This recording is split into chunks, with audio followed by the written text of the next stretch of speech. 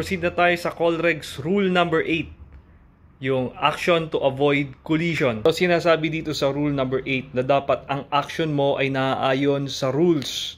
Hindi mo dapat babaluktutin yung rules, kundi yung action mo para makaiwas ay naaayon by the rules. Sinasabi din sa Rule 8 na dapat yung action mo to avoid collision ay positive at dapat made in ample time. Ano bang ibig sabihin ng made in ample time?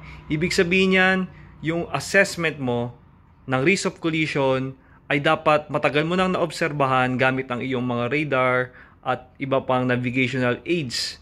So hindi ka dapat agad-agaran, kundi made in ample time na kapag observe ka ng matagal na talagang merong risk of collision para madiskartehan mo ng naaayon yung pag-iwas mo. Good seamanship. Kailangan ang diskarte mo hindi yung bahala na dahil gusto mong mag-alter sa port side kasi mas okay yun. Hindi ganun. Kailangan with due regard to the observance of good seamanship ang diskarte mo. Graph B naman, sinasabi dyan na ang pagbabawas mo ng speed o pagdagdag o pag-alter mo ng course ay dapat malaki. Iwasan mo yung maliit na alterations para maging obvious sa iyong kasalubong o yung iniiwasan. Hindi siya maguluhan. Dapat clear sa iyong kasalubong ang iyong action.